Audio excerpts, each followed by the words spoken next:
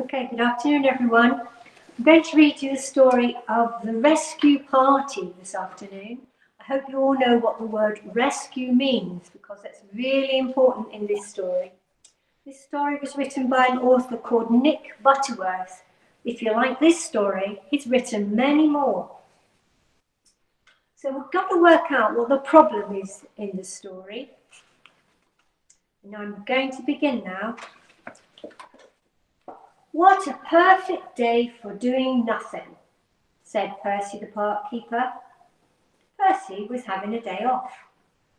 He and some of his animal friends had brought a picnic to one of their favourite places in the park. I hope you've all been on a picnic and had some fun times outside in the warm weather.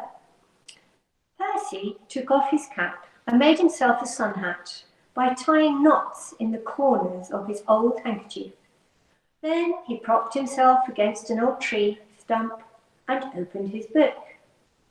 The animals settled themselves around Percy and waited for tea. It was warm in the sunshine, and soon everyone began to doze. Suddenly they were disturbed by the sound of laughter. Percy looked up. 3 young rabbits, 2 brothers and their little sister, were playing a leaping game in the long grass.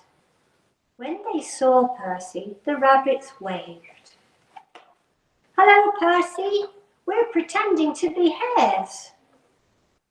If you remember, hares are like rabbits, only they're a big animal with much longer ears. Percy chuckled and waved back as the rabbits went leaping away. The 3 rabbits were having a wonderful time. "I can jump the longest," said one. "I can run the fastest," said his brother. "I can jump the highest," said the smallest rabbit, and she jumped high into the air. Whee! Here comes the problem. But as the little rabbit landed, to her brother's surprise, she completely disappeared. Where could she be? She had crashed right through the rotten cover of an old well.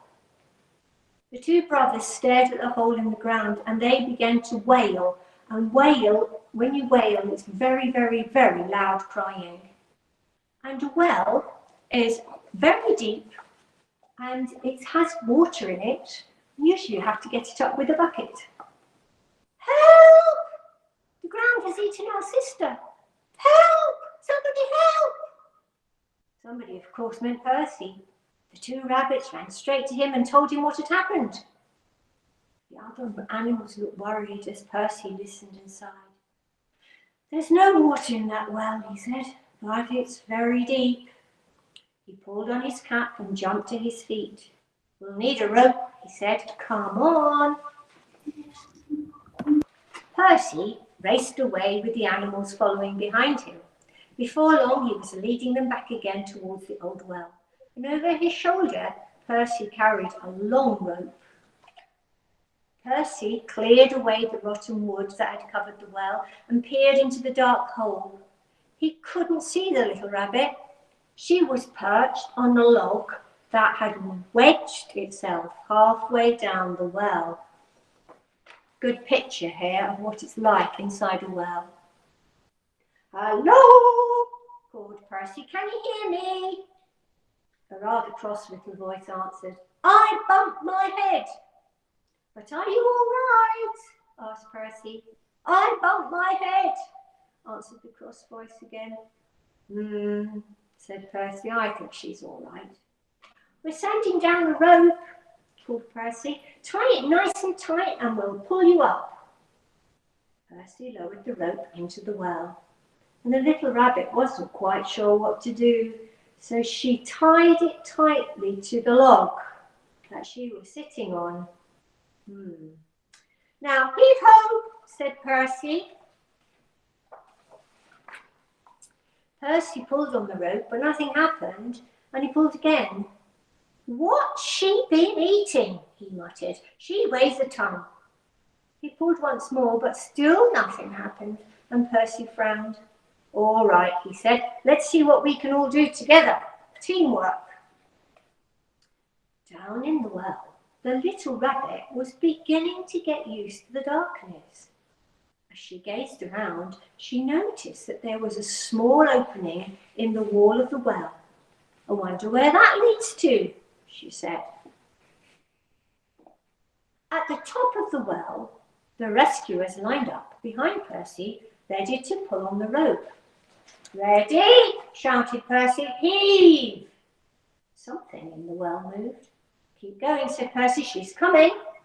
The rescuers pulled and pulled. They grunted and groaned and quacked and squeaked. Up came the rope, but as it reached the top, the rescuers got a terrible surprise. What do you think came up on the rope? There was no rabbit on the end of the rope. As they pulled up from the well was a great big log. "Well, I'm amazed," said Percy. "What's happened to her?" "She's turned into a log," said the fox. "She's at the bottom of the well," said the squirrels. "She's lost forever," wailed the rabbits. "Oh, no, I'm not," said a little voice behind them. "I'm here." Percy and the animals began to laugh. They laughed and laughed until they couldn't stand up. "But how did you manage to get out?" asked Percy at last. "It was easy," she said. "I found a secret passage and it comes out just over there." "Well, I never," said Percy. "Well, well, well. Which reminds me," he said, "I must make a new cover for that old well."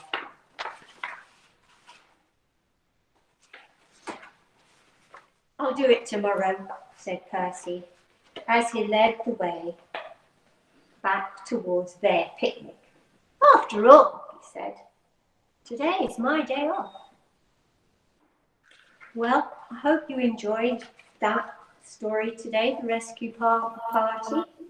And I hope you found out how clever the rabbit was, the little rabbit, who found an alternative way to get out of the well. He used his brain to solve the problem. Maybe today you've had some problems to solve. I hope you were lucky with your solutions. Well, I hope you enjoyed the story. Take good care, and I'll see you tomorrow, same time, at 2 o'clock. Bye for now.